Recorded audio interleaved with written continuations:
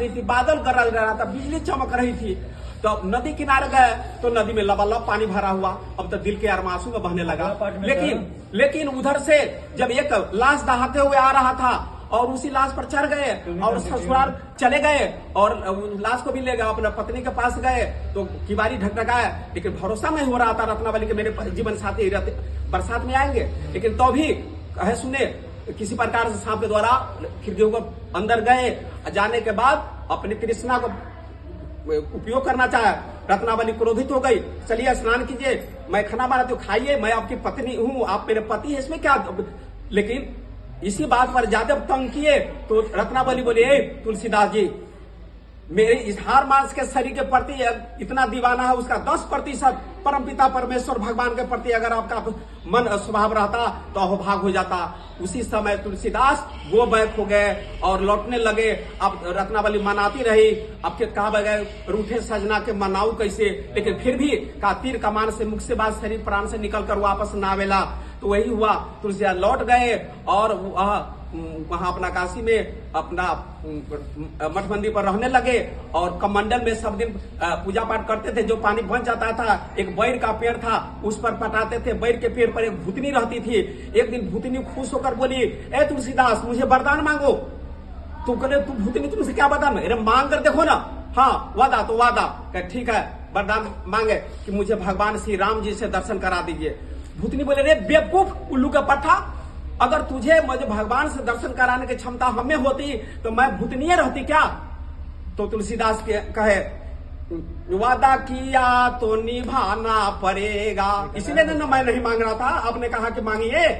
ठीक है, मैं दर्शन नहीं करा सकती हूँ, रास्ता बता सकती हूँ कि आप जाइए, जग जाप होता है वहां सबसे पहले हनुमान जी आते हैं और सबसे लास्ट में जाते हैं। फलाने जगह जग हो रहा है, उन्हीं को कहिएगा, हनुमान जी आपको भगवान से दर्शन करा देंगे। तो गए वहां सबसे पहले, उससे अपना चुपचाप बैठ गए तो देखे एक अपाहिज के रूप में हनुमान जी आए और अंत में गए तो अपना उनको पैर पकड़ लिए, कहे देखिए हम आप मुझे असली रूप दिखाइए। तो हनुमान जी का बहुत कहने के बाद तो वो क्या किए, अपना असली रूप दिखाए और तब कहे, हे प्रभु, मुझे भगवान श्री राम जी से दर्शन करा दीजिए। कहा ठीक है, फलाने जगह वो आ रहे हैं, जाकर देख लीजिए। तो गए देखने तो सही में आ रहे थे, लेकिन बात नहीं किए। कहे सर बात नहीं किए। कहे ठीक है, दूसरे दिन कहे वहां रथ पर सवार होकर आ रहे हैं तो जाकर दर्शन कर लीजिए। तो वहां फिर गए, फिर धनुष ताने हुए थे, बात नहीं किए। तब बोले कि ऐसी कोई बात नहीं है, कि क्या बात है, बात करा दीजिए। तो कहे ठीक है, आप महात्मा है, चित्रकूट के घाट पर जाइए और आप चंदन लेकर रहिएगा। वहां आपके राम लक्ष्मण भरत शत्रुघ्न चारों भाई आएंगे दर्शन तिलक लगाने, आप वही दर्शन कर लीजिएगा। तो वो अपना कहे तुलसीदास बोले, हम कैसे समझेंगे यही राम लक्ष्मण भरत शत्रुघ्न है? तो हम वह हनुमान जी बोले, हम तोता बनकर पेड़ पर बैठे रहेंगे और उसी समय बोलेंगे, चित्रकूट के घाट पर भयो संतन के भीड़, तुलसीदास जी चंदन घिसे तिलक ले राम रघुबीर। तब समझ जाना।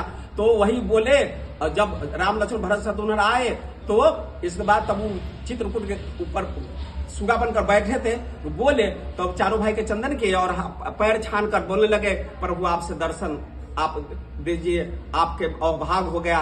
का तब कहेगा ठीक है, देखो तुलसीदास जी कि हम तुमसे रामचरितमानस की रचना कराना चाहते हैं। कहते प्रभु आपके गुणगाथा हम कैसे कर सकते हैं, लेकिन फिर भी मैं तुमको हनुमान जी देता हूँ, हनुमान जी जैसे बोलेंगे वैसे तू रचना कर देना। तो जैसे जैसे हनुमान जी बोले वैसे वैसे रचना किए रामचरितमानस के। तुलसीदास जी 2 बरस 7 महीना 26 दिन लगा रामचरितमानस को रचना करने में। तुलसीदास जी को 2 बरस 7